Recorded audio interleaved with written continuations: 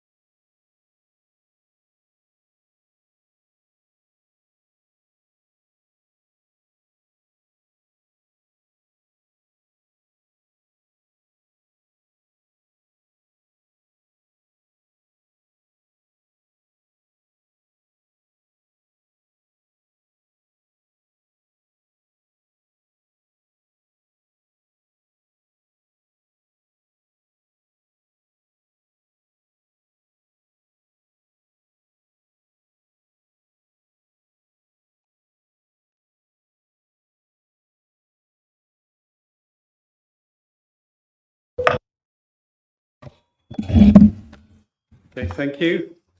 Welcome to this evening's meeting of the Horsham. Has somebody else got their microphone on? No? Okay. I am Councillor Ellis Brown and I will be chairing the meeting this evening, and I shall be supported by the Vice Chair, Councillor John Trollope, and the professional officers. Thank you for attending, and may I remind members of the public this is not a forum for the public to ask questions or challenge the points raised during debate by officers or members of the committee. You must not engage with the members or call out during the meeting. If you have requested to speak, when invited to do so, it's important that you keep to your allotted time. This will be monitored and I shall prompt you to conclude your comments as we approach the end of your allotted time. Your comments and discussion points must be relevant to the application the committee is considering. We're not expecting a fire drill this evening, so should you hear the alarm, please make your way to nearest fire exit located at the rear of the chamber, and then assemble outside the Lynn Cross Public House.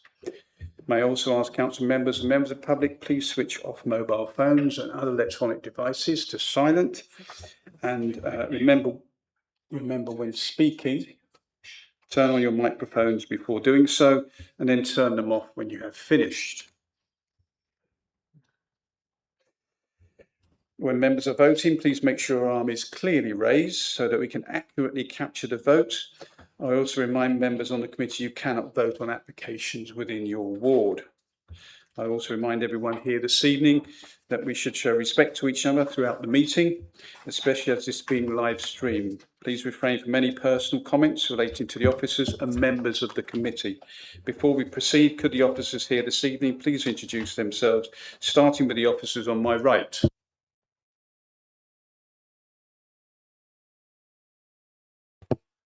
Good evening, Jason Hawkes, Principal Planning Officer. Good evening, Dan Holmes, Senior Planning Officer. Emma Parks, the Head of Development. Claire Brown, Principal Planning Solicitor. Melissa Stallard, Democratic Services Officer.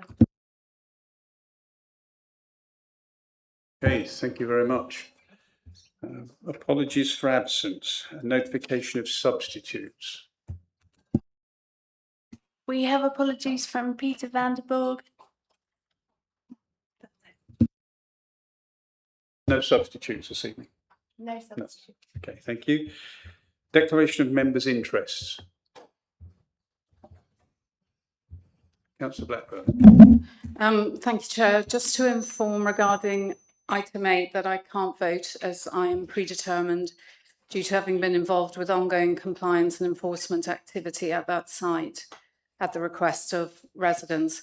I also have friends who live in the vicinity and whose home is mentioned in the report, and I have discussed the site with them on 2 occasions in my role as South Water Councillor, the last time on this 2nd of January this year.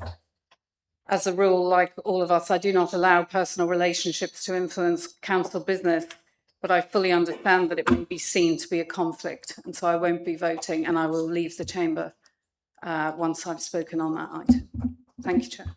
Thank you very much. Any other declarations of interest? No? Okay. Announcements from the Chair. No, or Chief Exec. No announcements from Chief Exec. However, item 6 on the agenda this evening, DC 260616, 82 Bedford Road, Horsham, has been withdrawn from tonight's meeting. This application will return at a future planning committee. Okay, moving to the first application we are considering this evening, which is DC 251727 Longwells Vineyard, Marches Road, Warnham. Please could the officer make the presentation to the committee? Thank you.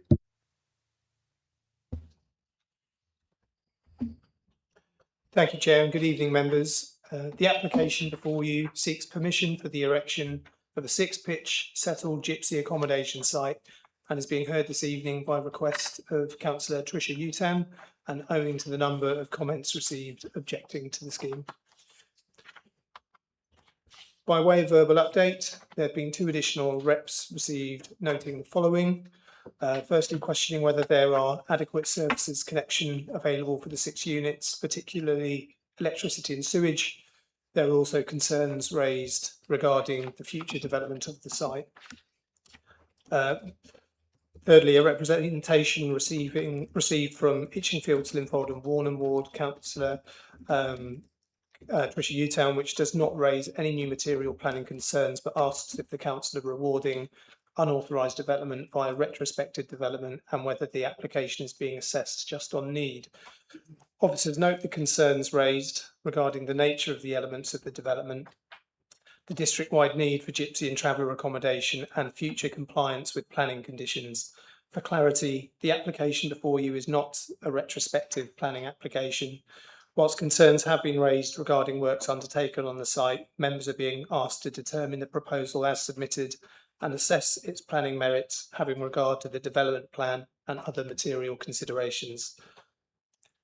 In terms of the point relating to services, officers are satisfied that the site can be serviced given the historic use and presence of residential development on site. Finally, condition 5 requires a certificate for great crested newts. This has now been received. Condition 5 is to be removed. Condition 16 remains as a regulatory condition in relation to this. Got an issue with the screen.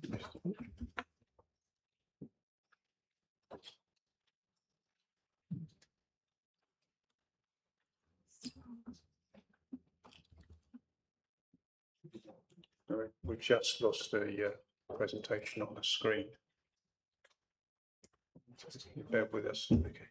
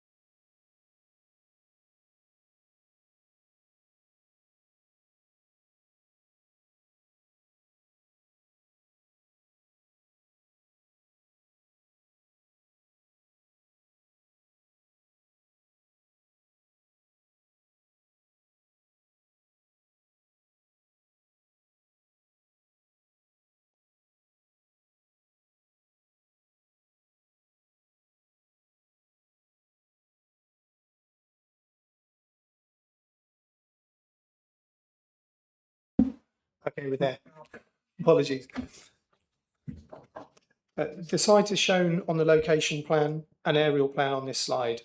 The site comprises a former vineyard that is no longer in use and lies within the countryside for policy purposes, to the south of Marches Road. A belt of 13 houses borders the site to the south, with long back gardens backing onto the site. Access into the site is from Marches Road to the northwest.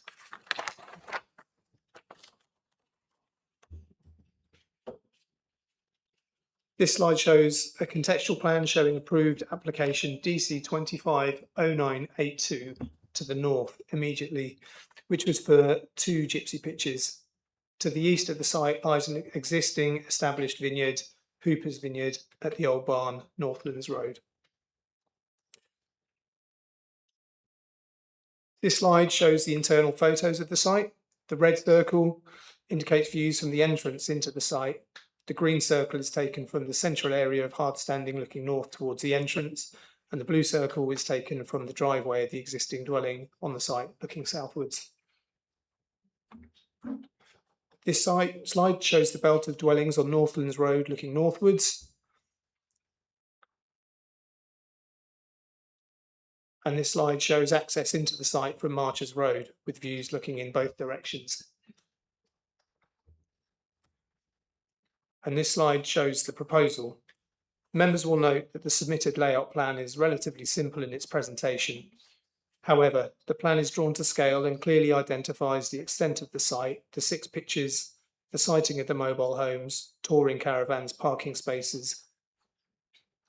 Officers are satisfied there's sufficient information before members to assess the key planning considerations, namely the number of pitches proposed, the intensity of development, access arrangements, landscaping implications, and residential amenity impacts. Each pitch would have 2 parking spaces and space for a touring caravan. Finally, this slide shows the plans and elevations of a caravan that would be installed on the site. The key matters for discussion are the policy background and principle of development, amenity, highways, services and drainage, ecology, and B&G. And members will note that a number of different Gypsy and Traveller need figures appear in the officer report and subsequent policy advice. These figures derive from different Gypsy and Traveller accommodation assessments undertaken at different times, covering different plan periods and applying different national planning policy definitions. They are therefore not directly comparable. The apparent difference arises because the figures come from successive accommodation assessments undertaken at different dates. So the 93 pitch figure in paragraph 6.1 comes from the 2020 GTAA covering the period 2019 to 2036. The figures within the report come from the evidence available at the time the report was prepared and remain factually correct. Since then, strategic planning have continued to monitor permissions and supply through the local plan process. The overall position remains that Horsham continues to have an identified need for additional Gypsy and Traveller accommodation, and that need carries significant weight in the determination of the application. In conclusion, for the reasons set out in the officer report and having regard to the development plan as a whole, national policy and all other material considerations, the proposal is considered to represent sustainable development and is therefore recommended for approval, subject to the imposition of appropriate planning conditions. Thank you. Okay, thank you very much. I'd like to invite the first public speaker this evening, and that's Phil Rowe.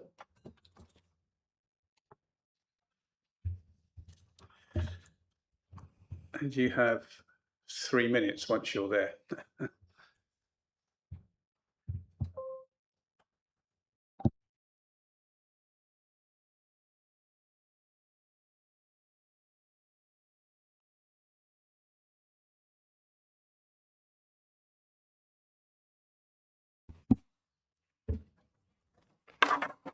Good evening, councillors, members of the public.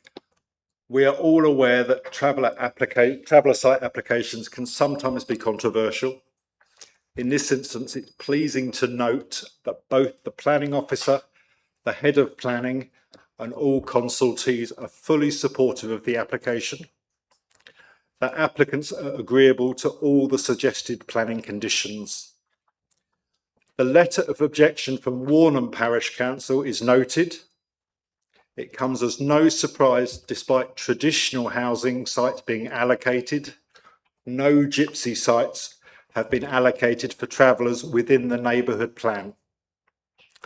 Whilst Horsham Council has a poor, albeit improving record of providing traveller sites, there remains a substantial unmet need.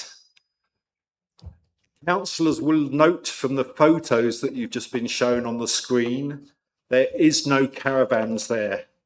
I must emphasise this application is not retrospective.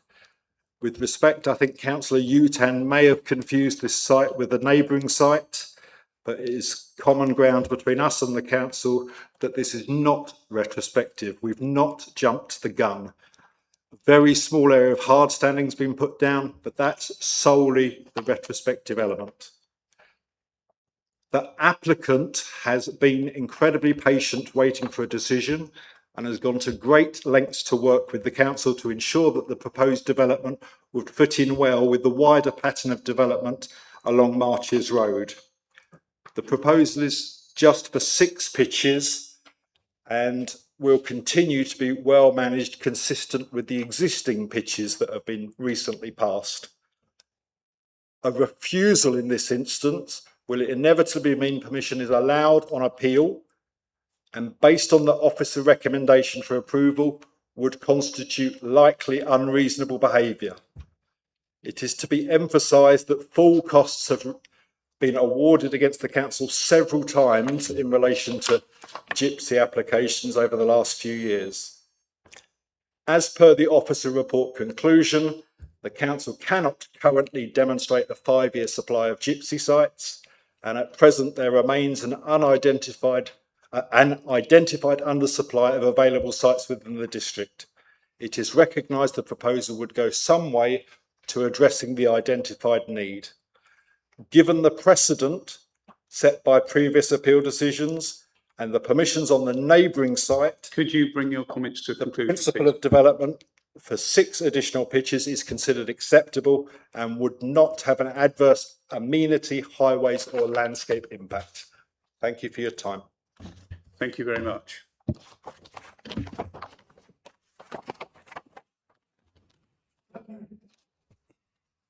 I'll ask James Robb to speak, and you have 3 minutes as well.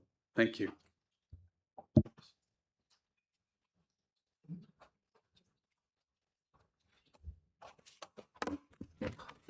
Hi everybody, my name is James Robb. I'm the applicant.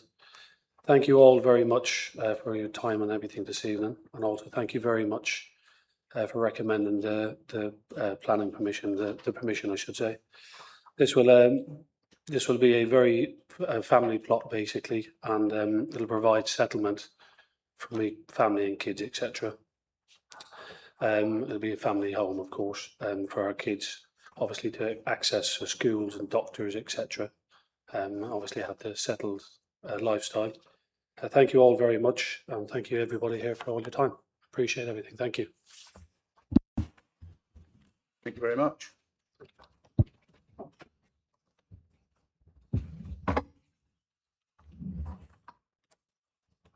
I'd like to invite Councillor Richard Smith of Warnham Parish Council. And you have 5 minutes. Thank you.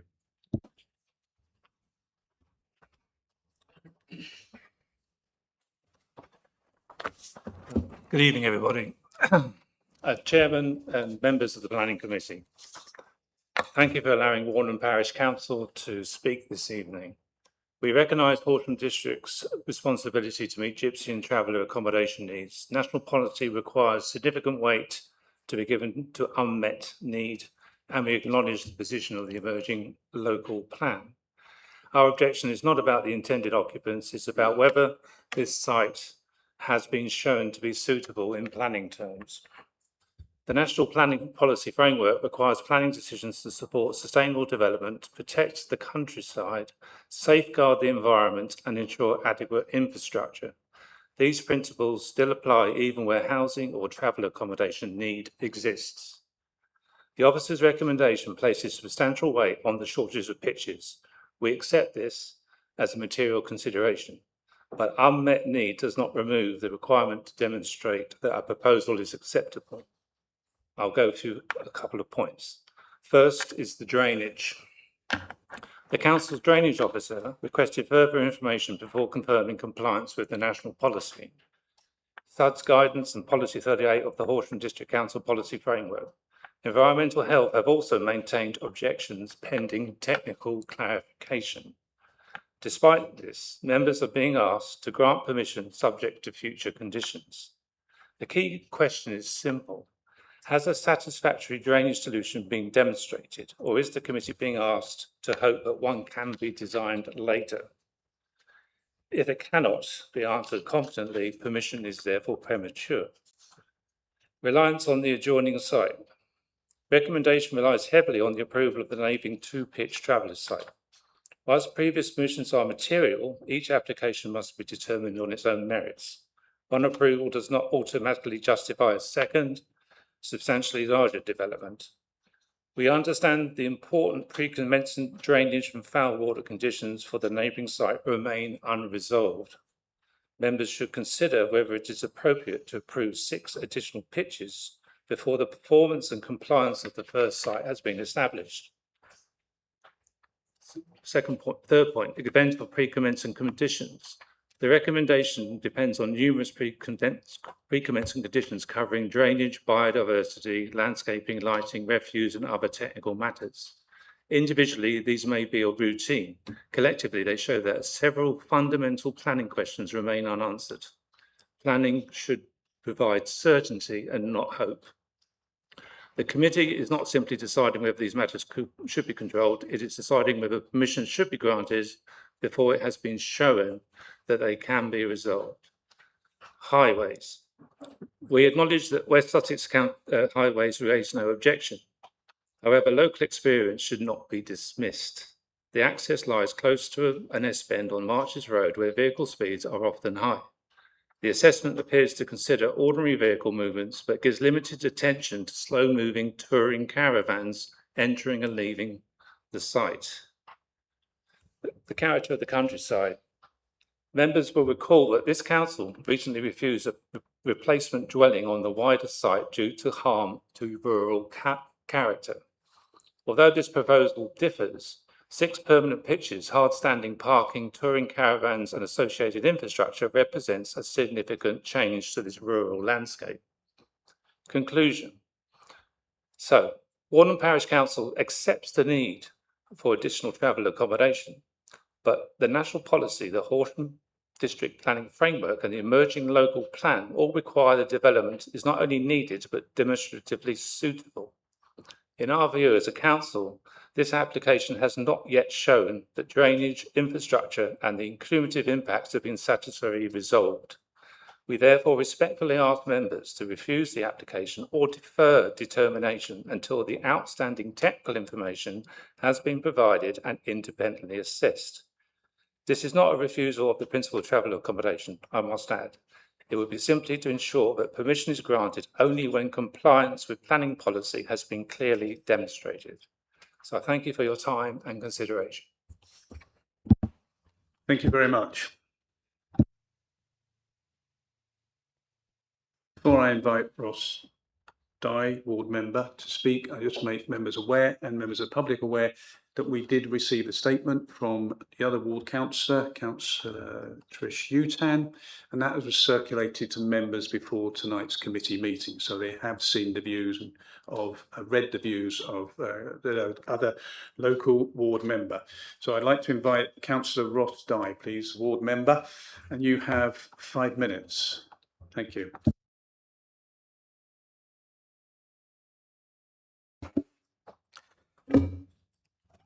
I'd like to thank the Chairman for allowing me to speak on this application. Last Thursday, I attended an appeal hearing regarding DC 250934, an application for 10 gypsy pitches in Itchingfield Parish, which the council refused.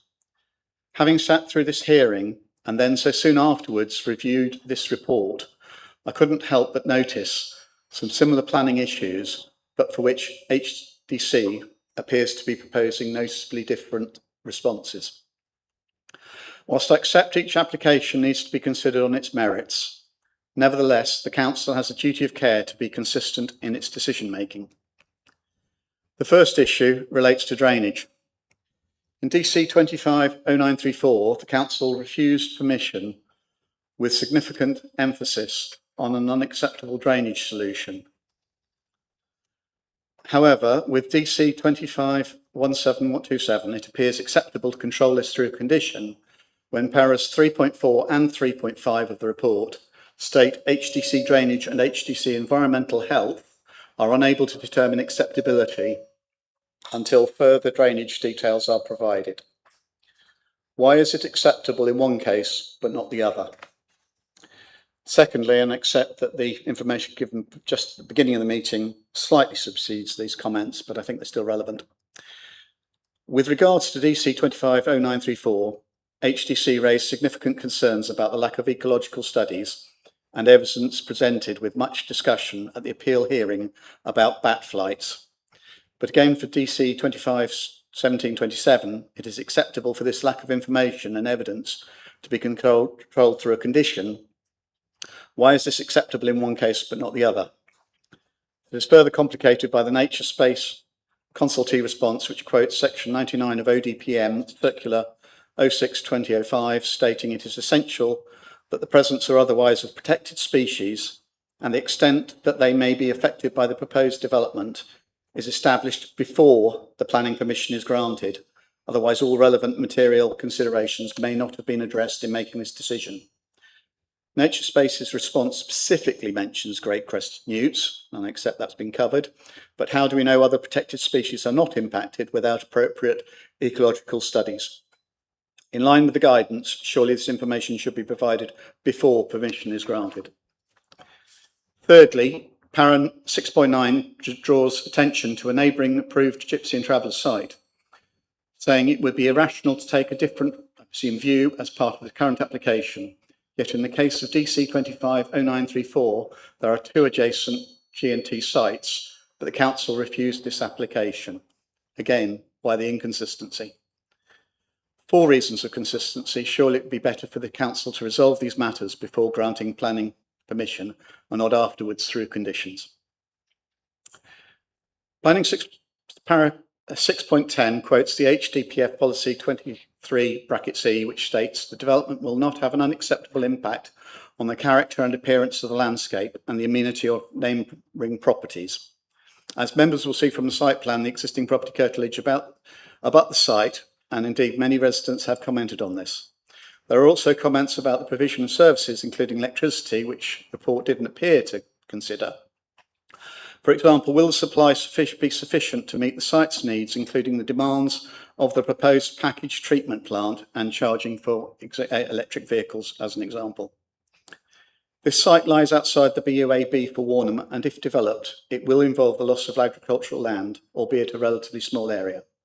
It will demonstrably change the look, feel and appearance of the location, increasing the dwelling count in the immediate vicinity by nearly 50%. While County identified the sight lines are acceptable, as the Parish Council point out, this is a designated link road between the A24 and A29 and used by through traffic, often moving at speed, which, although subjective, seems incompatible with potentially slow-moving caravans, etc., accessing and leaving the site. I accept that as a new member, I still have much to learn about how the planning system operates, that there may be other relevant planning precedents in play, and I entirely accept each application needs to be determined on its merits. However, it appears to this relative layman, there are issues with consistency. Sorry, could you bring your comments to conclusion, please? Yeah, as well as gaps in the information provided. For these reasons, I request the committee consider deferral until the required information is provided and proven acceptable. Failing this, I respectfully request the committee consider refusal based on insufficient evidence to determine whether the application meets the required standards. Thank you very much. Thank you.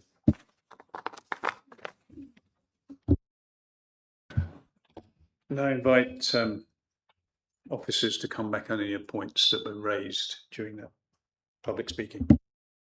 Thank you, Chair. And thank you, speakers. So in terms of drainage, the drainage officer and environmental health officer advised that further information was required to assess the detailed drainage design. However, officers didn't identify any fundamental constraint indicating that the site could not be drained satisfactorily. The applicant subsequently provided information on permeable surfacing, foul drainage treatment and discharge arrangements, which gave officers confidence that an appropriate solution could be achieved. Officers therefore considered that the outstanding issues relating to the detailed design of the drainage system, which can be secured by condition rather than the principle of whether satisfactory drainage is achievable on the site.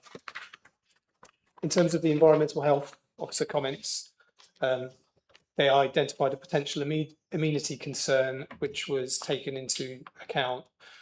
But having considered the site layout and relationship with other properties, we didn't consider the potential for a refusal on this basis.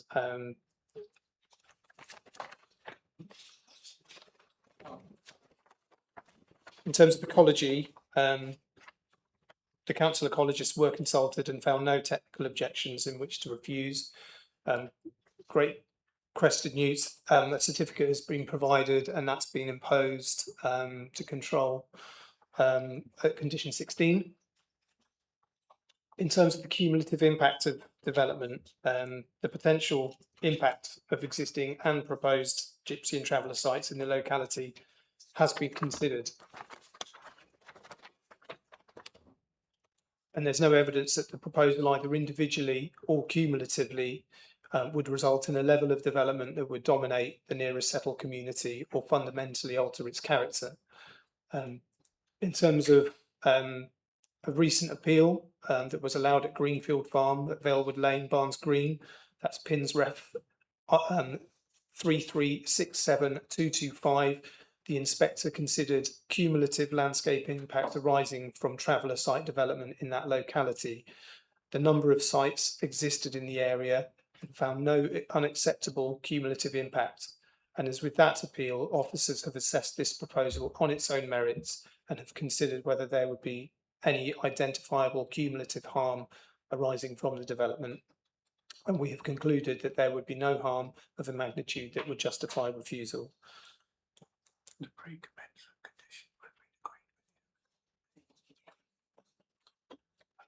Okay, thank you. Just a point from me, the applicant will have agreed to pre-commencement conditions, and the applicant is aware that they have to discharge those before any work commences on the site. Okay, thank you. I now open this up for debate. Councillor Vickers, yes. Chairman, thank you. Thank you to the officer for the explanations about the drainage solution. Can I ask for some clarification, please? This site is for 6 pitches. It's adjacent to a site that already has permission for 2 pitches. How many touring caravans are also included on that site? And can you just show me the site layout again so that I can see how much of the land is actually used, please? Yes, so I've got the site plan there. If you can make it out, there is a space for 1 touring caravan per pitch. Sorry, how many? 1 per pitch. 1 per pitch. So Yep. there's 6 touring caravans that will be going in and out of that access. Yeah, okay. And the site boundary, the actual development, is that the whole of the red area? The whole of this area is completely used. Yep. So it goes right up to the boundary of the houses to the south. Yeah. There's a significant gap. Where the green marks are on there, that indicates the proposed native hedgerow. And You the can positioning. sorry, Councillor, because you can see the housing to the south there. Sorry. You can see the housing to the south, there in the yellow colour. So there's obviously a significant gap between the back of those properties and where the pitches are proposed. Right. Okay. And there's landscaping to the south along that boundary. Yes, yeah, there is a condition that requires all hard and soft landscaping to be submitted. You've got the Thank area. you. Thank you for clarifying.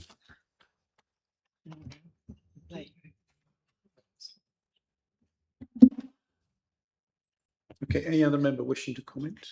I'll come to you first, Councillor Croker, then Councillor Livingston. Caravans in and out. I mean, come on. Thank you, Chair. I'm interested in 6.24 of the report that says there's no flood risk on the site. That doesn't tally with the flood risk map I'm looking at from .gov.uk. Is it possible to see a flood risk map for this site? I don't have one to hand, unfortunately, Okay. Councillor, sorry. It may well be that the proposed locations of the fixed caravans are actually southeast of the flood risk. But I still have concerns about that for this site. Although, to be honest, the site northeast, which has already been approved, seems to have a greater flood risk. Thank you. Councillor Livingston. Yeah. 6.1 talks about the GTAA, the Gypsy and Traveller Pictures and Travelling Show People plots, and there's a need for 93 pitches. And this is the planned period of 2019 to 2036.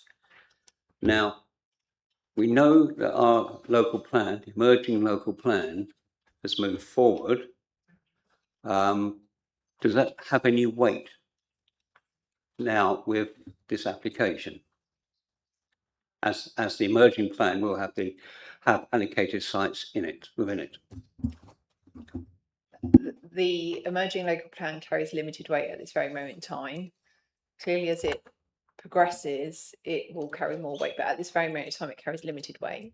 But it's important to recognise that the new local plan has a similar policy about speculative development, because we're not necessarily going to meet on numbers, and therefore the policy itself has a bit that enables us to consider other schemes coming forward. So I think we'd have to see where we are with our need at that moment in time. But in terms of decision making today, it carries limited weight. Okay, thank you. Councillor Lambert, thank you. And then I'll come to you, Councillor Knoll. Thank you, Chairman.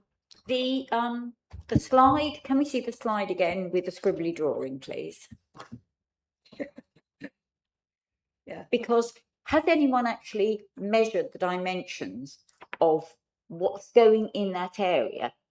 Because this area to the bottom, which is clear, we have no idea of the scale of where that actually will come to, because there's no dimensions given, no measurements, nothing. It's just someone's impression of what it should be. And I personally would like to know exactly where they're going to be, how big they are, and how they're going to manoeuvre around and why that's being left. Thank you.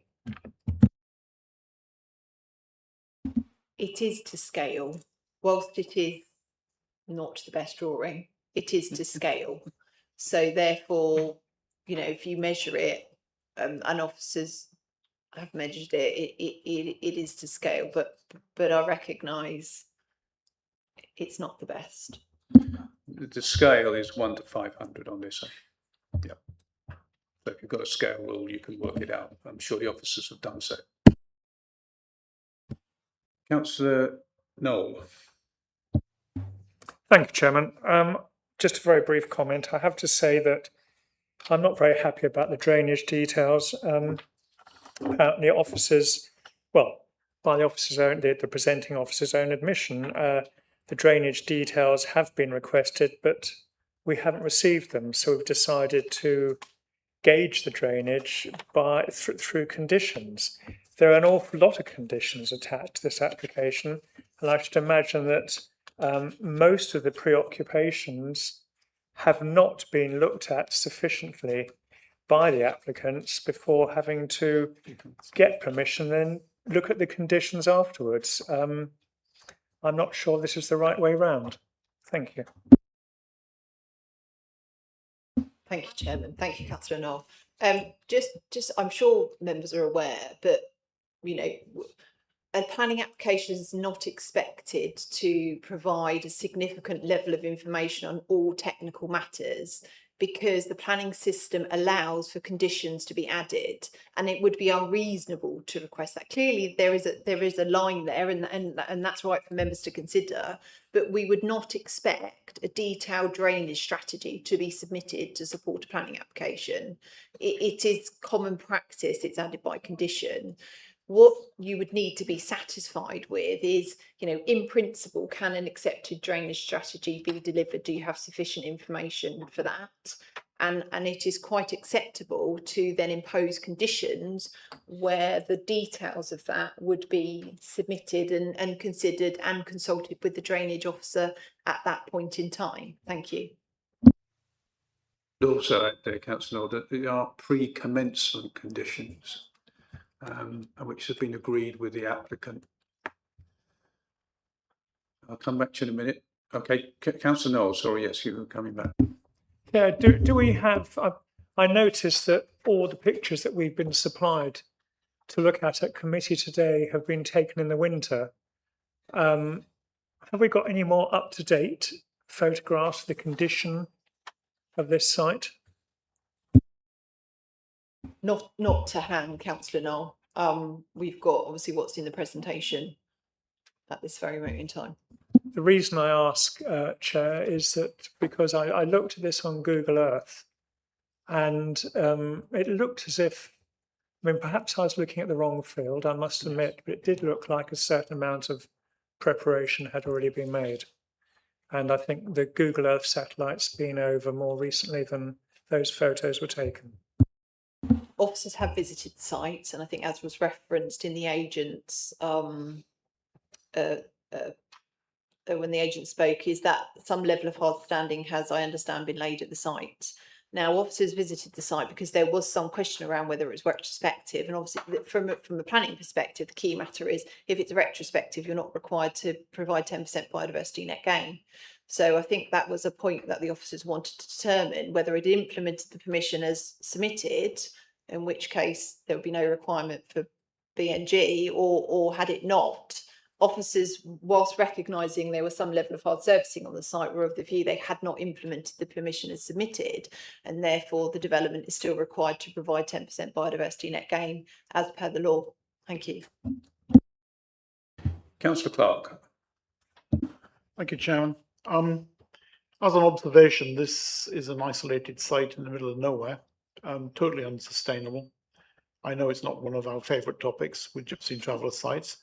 Nevertheless, it is worth pointing out it's 1.5 miles as a crow flies from the nearest facility, and as the road goes, it's 3 miles as I measured it on Google Earth. So therefore, this is totally isolated. In terms of Highways comments, it is incorrect to say that there were no comments by Highways and they dismissed it as not having a problem. If you read carefully the planning application 1551, which I did, there were concerns expressed with that planning application about access to the site and traffic. Amazingly, it disappeared under 0982, which is presumably where this comes from. But I still have concerns as to access and egress from the site, because as I said, it was an issue under 1551, which you can check, which I have. I accept that comment 6.9 is quite strong, and I get that. But when I look at 6.26, I just feel that the arguments are a bit weak. There are presumptions there. There are no facts. You know, the planning statement confirms that there's adequate services and infrastructure in place, but nobody's actually checked. This strikes me as being quite a half-baked application, despite the threats that might have been made about non-determination or not going the way that applicants want.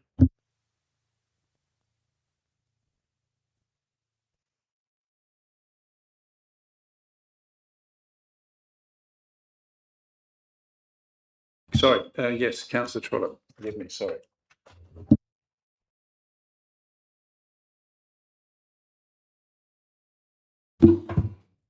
Thank you, Chair.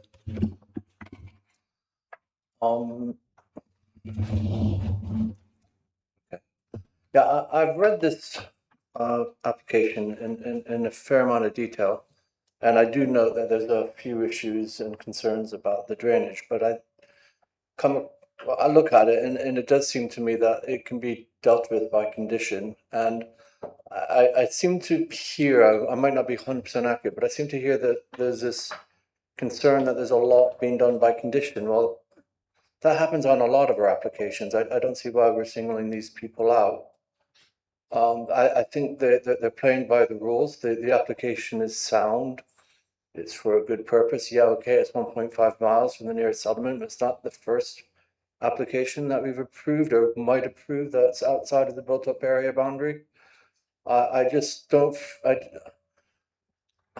know why this is being particularly singled out for concern. I think most of it has been done correctly, and I also think in terms of the traveller accommodation, they are playing by the rules, and residents often get upset when they don't seem to be doing so. When we think of what happened near West Chilton, why would we, you know, if nothing else, you know, it's a sound application. Let's send a message that if it's done correctly, that they'll be approved. I think it's a no-brainer, and I'm going to fully support this application. Thank you. Thank you very much. Any other member wishing to comment? Councillor Croker, yes. If I may come back briefly, following my earlier remarks and just thinking about it a bit more, I think I'm prepared to give the applicant the benefit of the doubt here, and assume that they can come up with an acceptable drainage solution on that site. Thank you. Any other member wishing to speak before I move to the vote? Okay, therefore I shall move to the vote, and the recommendation is to approve planning permission subject to appropriate conditions. All those in favour, please show.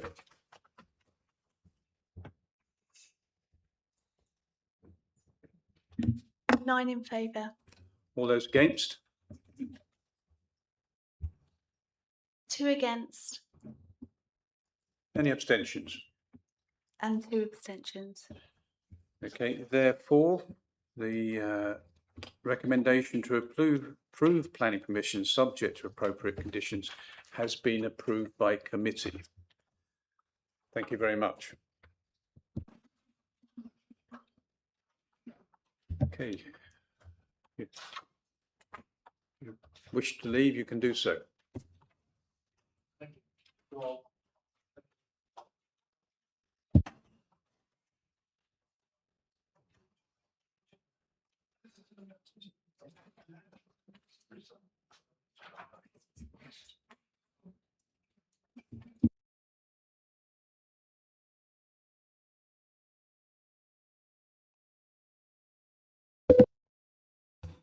Okay, moving on to item number 5, which is DC 250883, Gill House Farm, Lime Kiln Farm, Broadwater Lane, Copsale. Please could the officer make a presentation to committee? Thank you. Thank you, Chair. The application seeks permission for the erection of a temporary rural workers' dwelling for security, stud and equine rehabilitation, to include the change of use to the land to the south of Limekiln Wood from agricultural to mixed-use agricultural and equestrian, including the change of use of an existing barn. The application is brought before you today by request of Councillor Dennis Livingstone and owing to the number of comments received objecting to the scheme. Just a verbal update. Condition 9 of the officer report references Gill House Farm, which I understand was the former wider site. The farm has since been subdivided, and this condition will be amended to read as Limekiln Farm. So just a small minor change to condition 9. This slide shows the location plan showing 2 distinct elements that comprise the application site. Limekiln Farm, where the proposed workers' dwelling would be located, and Oakley Farm, which is for the proposed change of use. It also shows the land in wider ownership in blue, which includes the land, the approved DC 231325 for the stables, sand school and storage barn.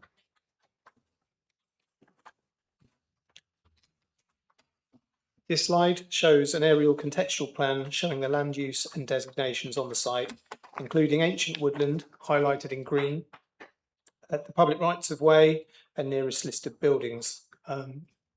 The public rights of way you can see in sort of light green, and I've indicated them with the blue arrow there. It also shows the block plan of the approved sand school, stables and storage barn to the right. This slide shows photos of the Limekiln Farm site with views looking northeast from the location and of the proposed workers' dwelling towards the approved sand school and stables, which are currently being built.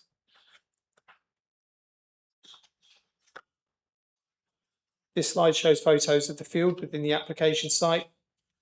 Each image shows the eastern, southern and western boundaries.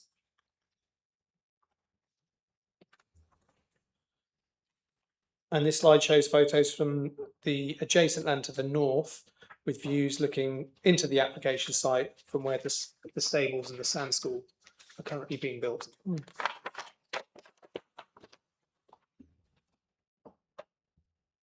And then finally, these photos show the Oakley farm site.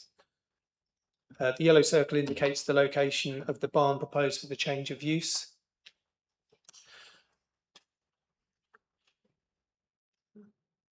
The green circle shows the location of the existing stables on the site, and the purple circle shows the field proposed for change of use, which extends further to the south. So this slide shows the proposed floor plans and elevations of the workers' dwelling just to the south there. So everything in the north, that's part of the approved scheme. The key matters for discussion are the principle of development, including compliance with Policy 20 in relation to the rural workers' dwelling, the change of use of the land and the existing barn, the design, layout and impact on countryside, the impact on trees, landscape and ancient woodland, residential amenity, highways, ecology and B&G, and drainage and flood risk. And for the reasons set out in the officer report, and having regard to the development plan as a whole, national policy and all other material considerations, the proposal is considered to represent sustainable development and is therefore recommended for approval, subject to the imposition of appropriate planning conditions. Thank you. Oh, I missed the elevations, sorry. These are the elevations of the rural workers' dwelling. Okay. It's not finished yet.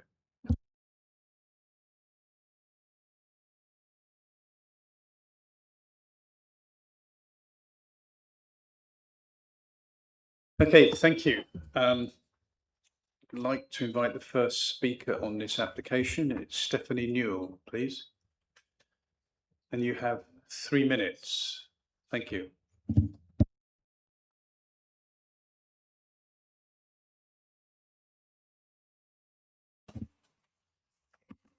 Good evening. My name is Stephanie Newell. I am the applicant and the owner of Limekiln Farm.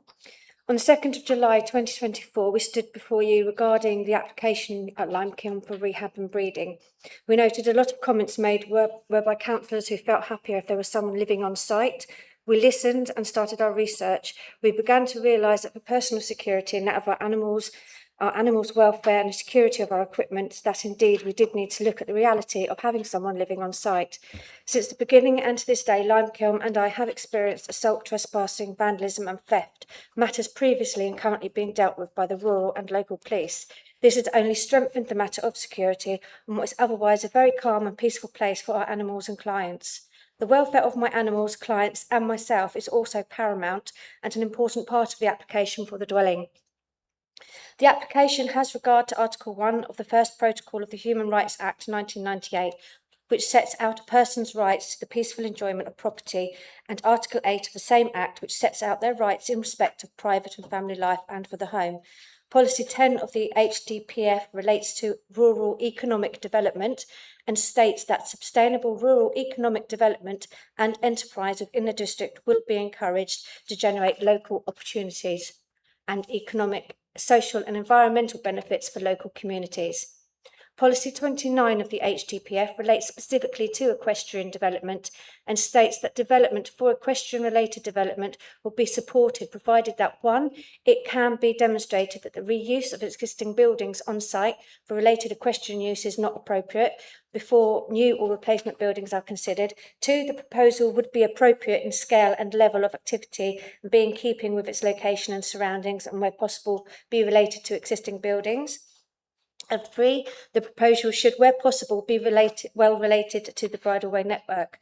We are unable to make the barn or part of the barn into a dwelling for several reasons. 1, the steelwork is agricultural and not residential specifications, so conversion of the barn is not possible.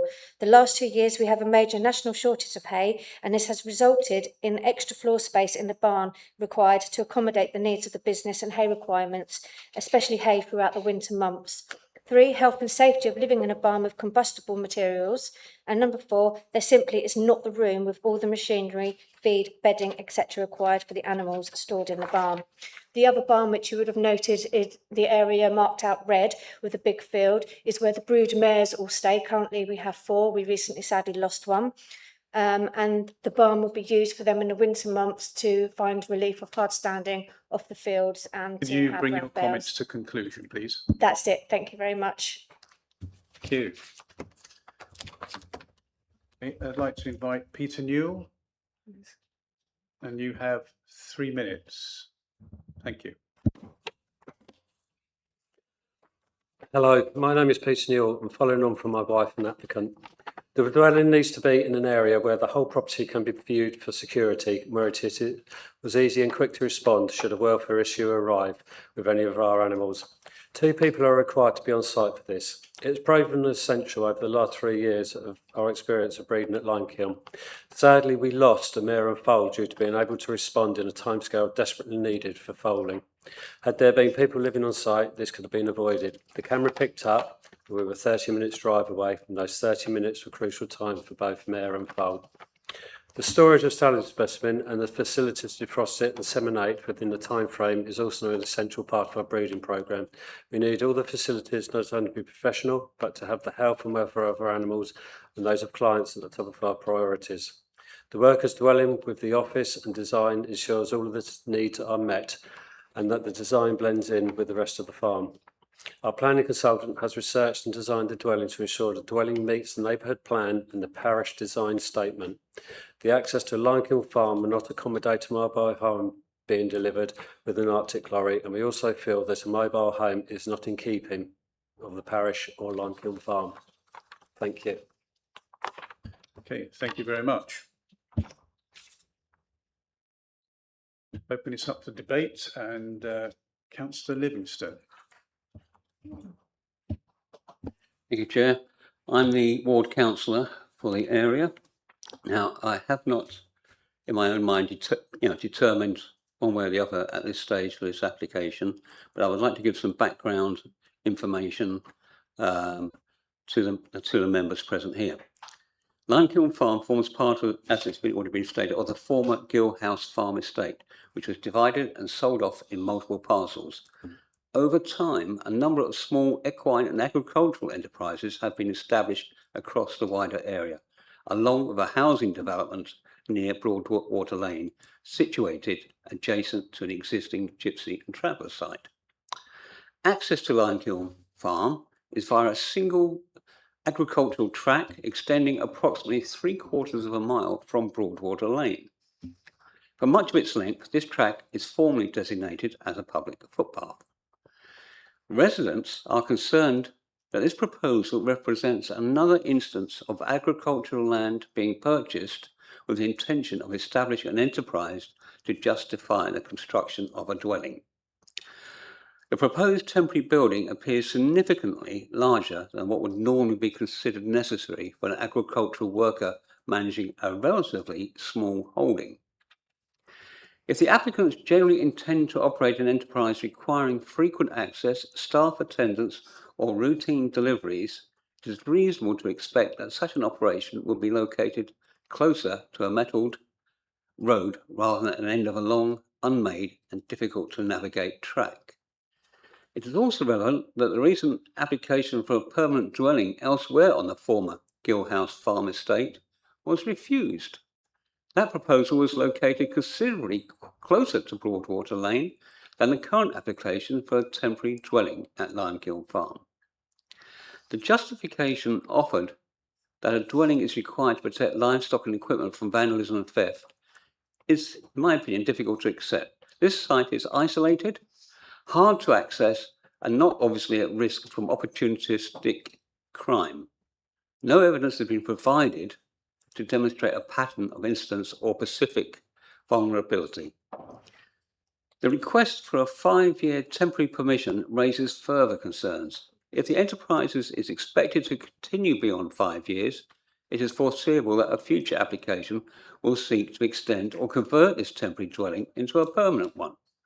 Conversely, if the enterprise ceases or the owners leave the site, it is unclear whether the temporary structure will be removed promptly or left to deteriorate, as has occurred with other temporary buildings and abandoned livestock structures elsewhere on the former Gill House Farm estate. Taken together, these issues raise legitimate questions about whether this proposal represents opportunistic development in the countryside, whether it constitutes inappropriate development under local and national planning policy, and whether the site is fundamentally unsustainable for the type of enterprise claimed. I would like members of the committee to be aware of the HDPF in relation to this application, chiefly that the site lies within the countryside outside any defined built-up area boundary where development is generally restricted under policies 1 and 26 of the HDPF. However, these policies permit development that is essential to a countryside location, including that which supports agriculture and equestrian enterprises. So is this dwelling really essential in this location? That's what members should be considering. Thank you. Thank you. Thank you, Councillor Livingston. I think my view is the proximity to road is not really the determining factor here. Is this rural workers dwelling, necessary for the rural enterprise in which it supports? And we have to be mindful. Permission was granted in 2023 for a stable block. The description is in the report, but includes kind of staff room and facilities, etc. And we do have a policy that allows rural workers dwelling. So it's an exception to our normal kind of policies which direct new housing to sustainable locations built up areas adjacent to that. So we have a specific policy that allows for a rural workers dwelling to support a rural enterprise, which has been permitted. So, and with these sorts of cases, we do consult our agricultural and equestrian consultants, Reading agricultural consultants. They look at the business plan and all of the information, etc., and provide their advice, which is summarised in the report. And the first step is generally to ask for a temporary workers dwelling. Obviously, if the business is successful, they may well come back in. Obviously, that's not what we're determining today, but I don't think that in itself, the fact that they may come for a permanent dwelling in the future is what we're considering today. But ultimately, we want the business to be successful, but ultimately we'll have to assess that at that point in time. There is clearly a condition that requires its removal, but they may well come at that point and would have to assess it at that moment in time. I hope that helps. Thank you. Thank you. I'll come to you in a moment, Councillor Lambert. Councillor Clark was. Thank you, Chairman. Can we have the diagram back up again, please? Because a question crossed my mind. Because you were showing flood zone 3, flood zone 1, and basically flood zone, is that, where does, you show part of it, but where does flood zone 3, and is it flood zone 3A or flood zone 3B, which are quite different? And can you just expand on that, please? The site lies within flood zone 1. So flood zone 3 is, yeah. Well, the site for the dwelling, because that's what we're determining today. Councillor Lambert. Thank you, Chairman. Can I just confirm that when I read this, I read that this temporary condition is for 3 years, not 5? It says 3 in the Yeah, report. right. So that just confirms that. And I have read the condition where at the end of that it has to be removed. Okay, thank you. Yeah, I think initially it was submitted as a 5-year request, but we altered the description for that. Yes, Councillor Vickers. Sorry to prolong this, but a question, please, on the size of the proposed dwelling. There was some concern from the local member that it was larger than was required for a normal agricultural workers' dwelling. So can you just clarify for me what the actual size of the building is? Here. Yeah, I know it says it in the report, but Just about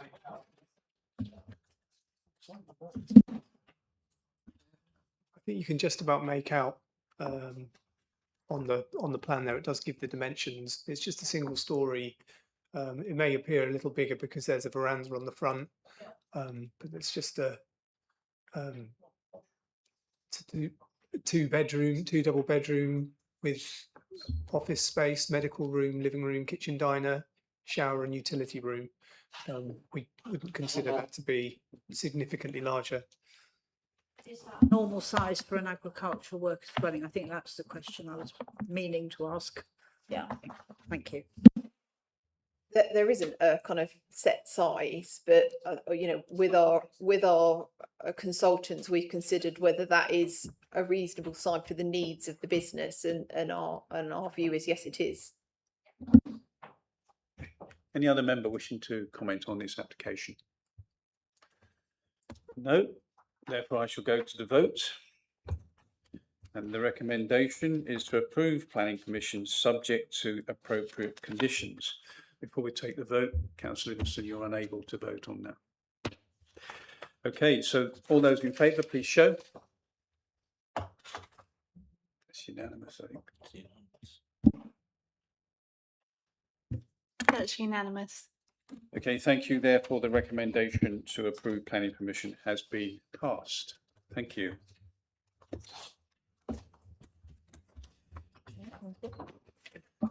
Thank you, Daniel.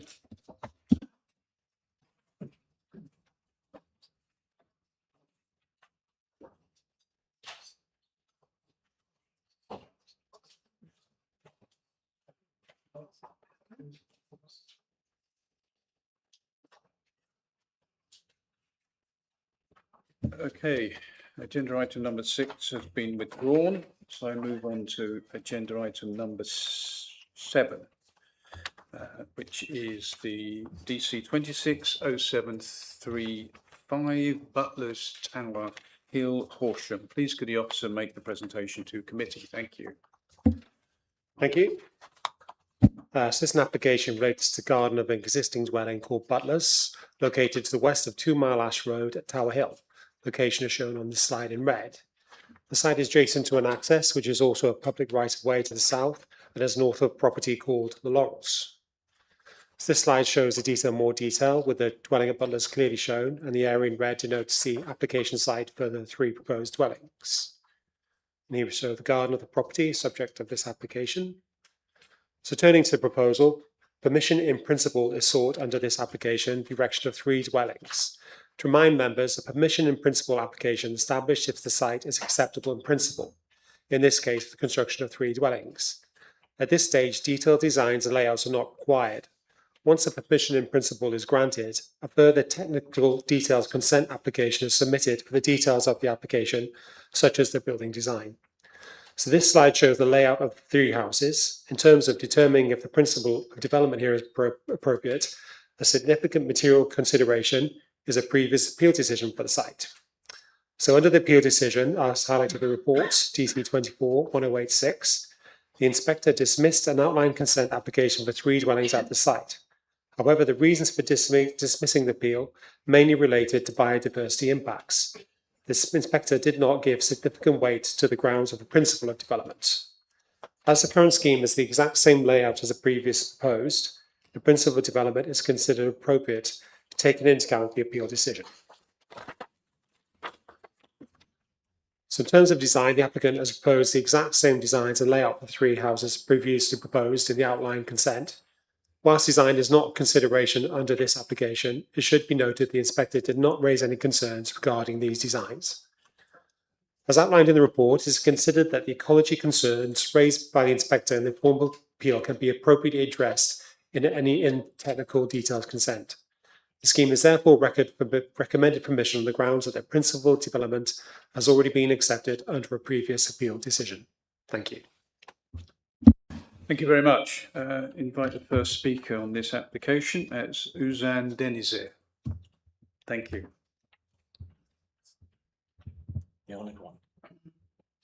And you have 3 minutes. Thank you very much.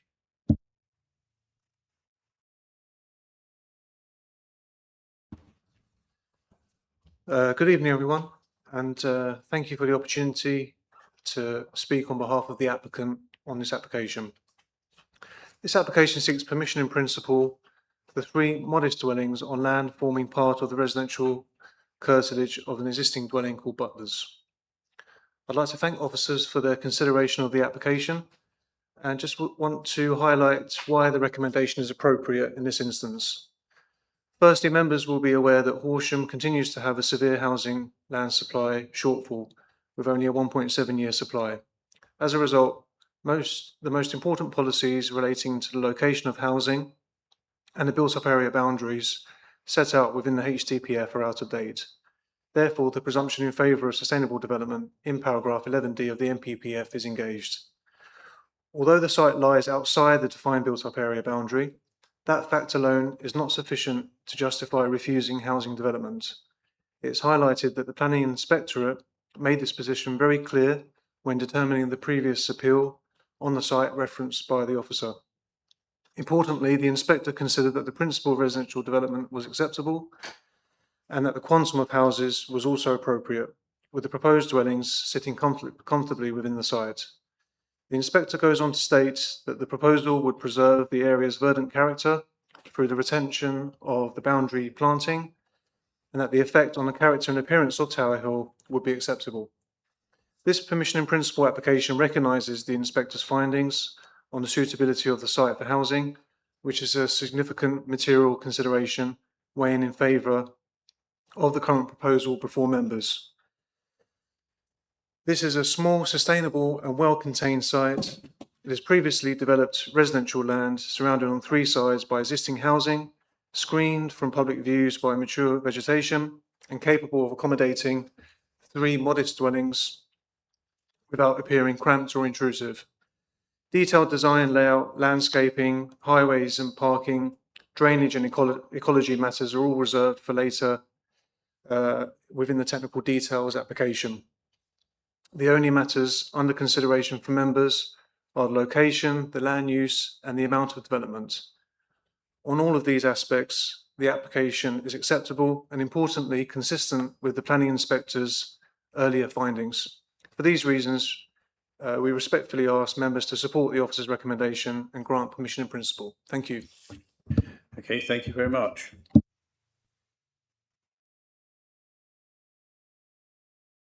We'll open this up for debate. Councillor Vickers, yes. Thank you, Chairman. As the local member for this area, could I just ask the officer to clarify? He said it was on 2 Mile Ash Road. It's actually on Tower Hill. Butler's entrance to this site is not on 2 Mile Ash Road. Can you just clarify that point first, please?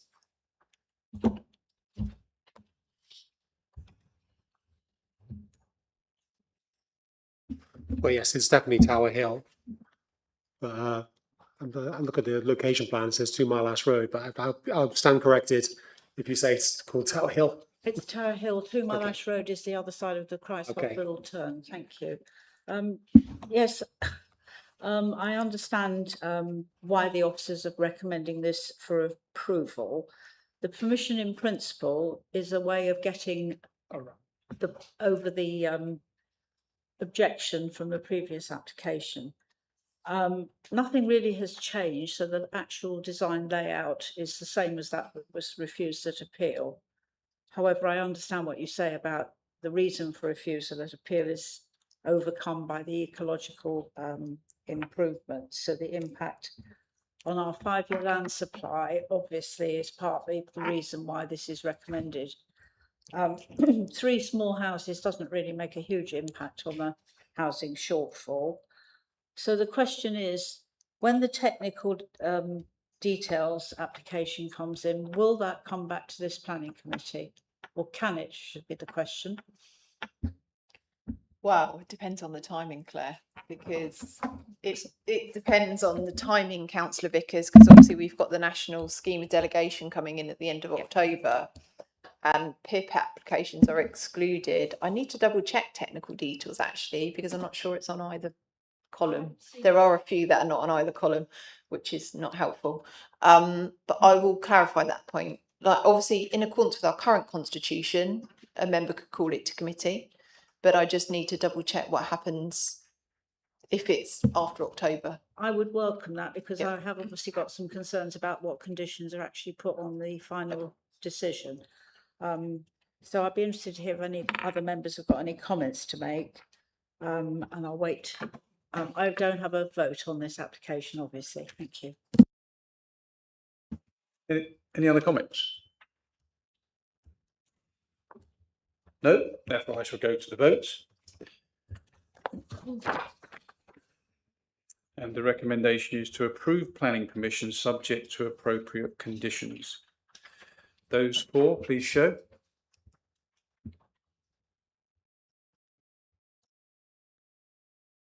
9-4.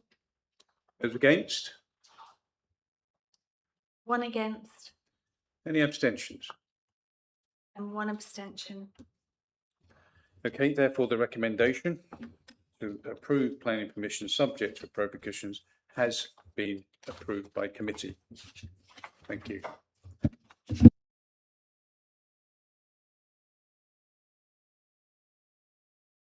I move now to agenda item number 8, which is DC 251444 Beckley Stud Reeds Lane, Southwater. I'll repeat that. DC 251444 Beckley Stud Reeds Lane, Southwater. Please could the officer make the presentation to committee? Thank you. Thank you. So officers, attention is drawn to the addendum for this item, which outlines representations received. So this slide shows the location of Beckley Stud, located on the corner of Coltstable Lane and Reeds Lane. It's accessed by Reeds Lane. The site is stated as being a mixed-use equestrian and commercial enterprise. So, with the rural workers dwelling also present. The wider site contains storage buildings, stables, and other equestrian-related development. So this slide shows the site in more detail. Stables which are subject to the current application are shown in red here to the right-hand side. And this slide shows the existing stables, which is the subject of this current application. So here we see a floor plan of the existing stables. You can see it all laid out there with the all the boxes. And this shows the existing elevations. So turning to the proposal, this shows a proposed layout. Proposal is the change of use of the stables to offices. Proposal includes enclosure of the existing stable overhang. This plan shows proposal for 9 offices with a kitchen, canteen, caretaker's office and toilets. It's stated that the accommodation would be occupied by employees of Beckley Stud employed in the development, production and sale of equestrian supplements, together with workspace for visiting veterans. Veterinarians, not veterans. Vets, basically, vets, just call them vets. Right, in terms of external changes, as stated in the report, the enclosure of the stable overhang is considered acceptable. You can see the proposed external elevations here, but as stated, they're considered minor and appropriate. So, turning to the layout, proposal is recommended refusal based on the change of use. There are concerns regarding the scale and nature of the office accommodation proposed. The submitted plans indicate provision for in excess of 20 workstations, together with associated staff facilities and workspace for visiting vets. Insufficient evidence has been provided to demonstrate that this level of office accommodation is reasonably necessary for or proportionate to the operation of the equestrian enterprise at the site, or that it would remain a genuinely mixed use. The local plan authority is therefore not satisfied that this represents a form of rural economic development that is appropriate to the countryside location. This is by reason of its scale and intensity. A proposal would facilitate a substantial office-based employment use in the countryside and has not been demonstrated to avoid a significant increase in countryside activity. As such, a proposal is deemed to be contrary to policies 10 and 26 of the HDPF, which seek to ensure that rural economic development remains appropriate to the countryside setting and that the rural character of the countryside is protected from inappropriate forms of development. Thank you. Thank you very much. I'd like to invite the first speaker on this application, Rowan Clapp. And you have 3 minutes. Thank you.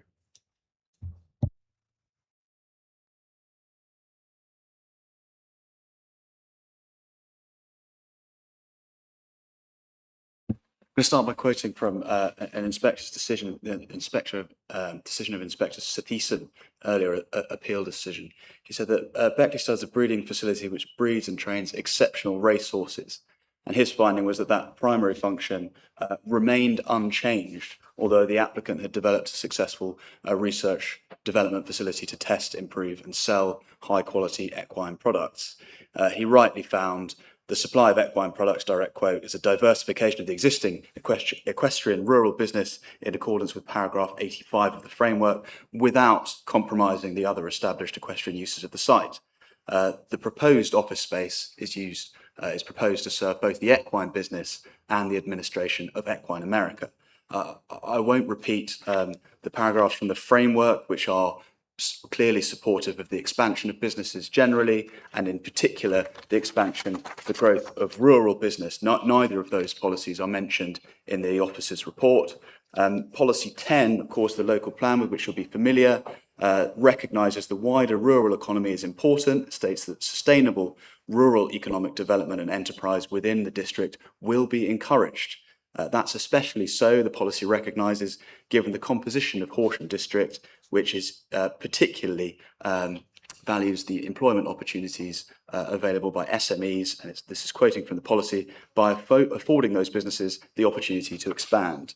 The policy, that's policy 10, could not be clearer in stating there is an ongoing need to maintain and enhance the rural economy, including through the diversification of rural employment space, and it recognises the diversification, the use of farm buildings for that purpose.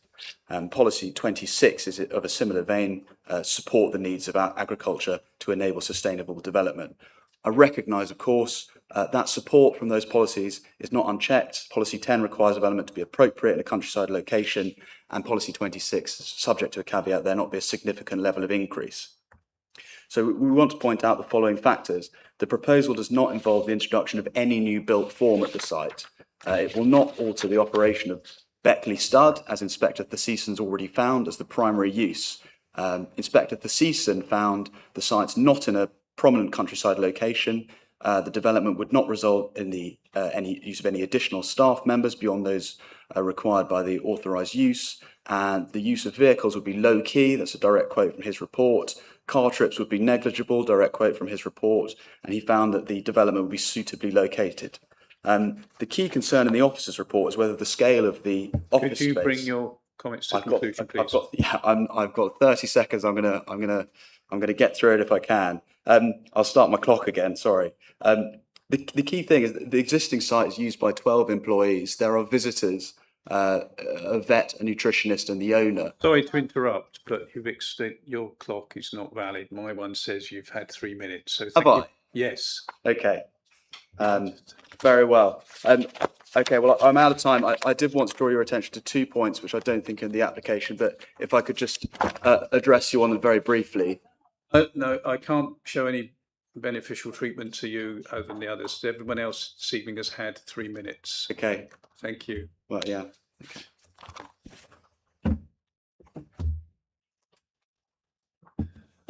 Okay. Opening this up for debate.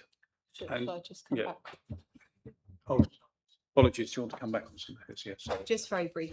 Thank you. Just very briefly, Chairman. Clearly, there has been an inspector's decision, but obviously that was in the context of the existing use of the stables. Not. You know, the inspector wasn't aware of this proposal to come. So I think whilst we're mindful of that, it was, you know, any words were in a different context, and policy 10 is fundamental to the assessment and is you know the start of the principles section in the officer's report. So it certainly has been a material consideration. Thank you, Chair.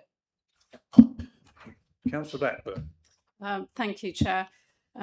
Just to inform members again that I can't vote as I'm predetermined due to being involved with ongoing compliance and enforcement activity. Here, the applicant has a history of building works occurring at weekends, and it is usual for me to be contacted in my councillor role while HDC compliance officers are not in the office.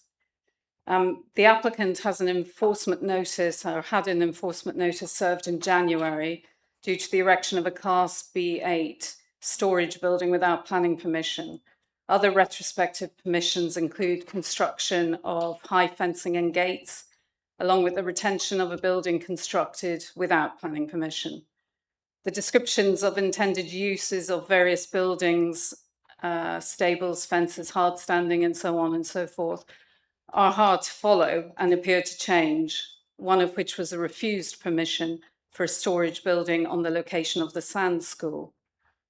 Indeed, in officers' reports, paragraph 6.1 describes an incremental shift away from rural-based activity, and paragraph 6.9 points out that the scale of the permission sought would subsume any claimed equestrian element on the site. Paragraph 6.22, 6.11, 6.37 make similar points about the proposals being more or less utterly inappropriate. Colleagues, officers recommend that this latest application is refused as it would amount to significant commercial activity in a countryside location. Given that we are under increasing increasing pressure to allow permissions, including occasionally those which are next to a built-up area boundary, the demarcation within the countryside is therefore increasingly important, and incremental shifts such as these do not help us to defend it. I've spoken with my fellow Southwater colleagues who can't be here this evening, Councillor Peter van der Borg and Councillor Alex Jeffrey, who similarly fully support the officer's recommendation for this application. Colleagues, I hope that you will support officers in this. Thank you. Thank you, Chair. Thank you.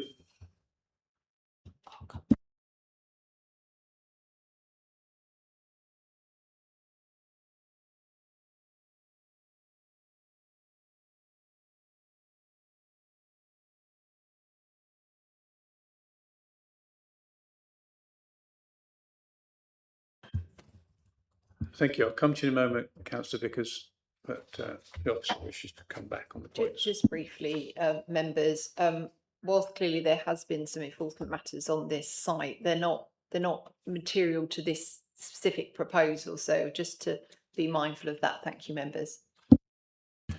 Councillor Vickers. Yes, thank you, Chairman. Thank the officers for the presentation and for the very full report, which clearly explains the history of this site and the previous applications and the past and current enforcement matters. But I hear what the Head of Development says, that's not relevant to this. The original equestrian facility is now overwhelmed by the level of commercial operation in this countryside location. The scale of office accommodation proposed, together with the associated level of staffing and ancillary facilities, would introduce a substantial increase in the commercial activity on this site. I totally endorse everything that Councillor Blackburn has already said, and I understand the policies 10 and 26, which have been taken into account in the recommendation from the officers. Although I cannot vote on this application, I wholeheartedly support the officer's recommendation to refuse this application, and I urge the committee to do likewise. Thank you, Chairman. Thank you. Any other member wishing to comment on this application? No, therefore we will go to the vote. And the recommendation is to refuse planning permission. All those in favour, please show.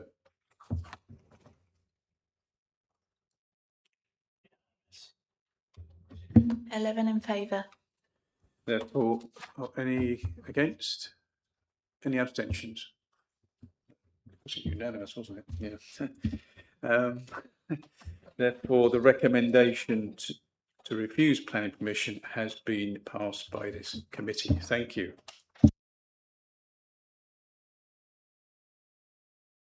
Sorry, could you leave the chamber, please? Could you leave the chamber, please? Thank you.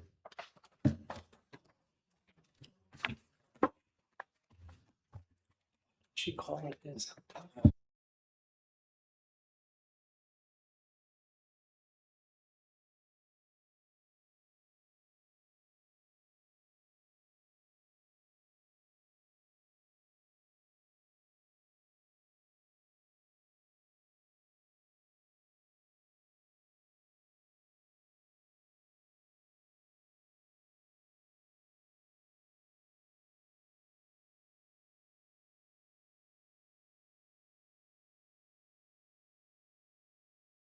Yes, okay, thank you.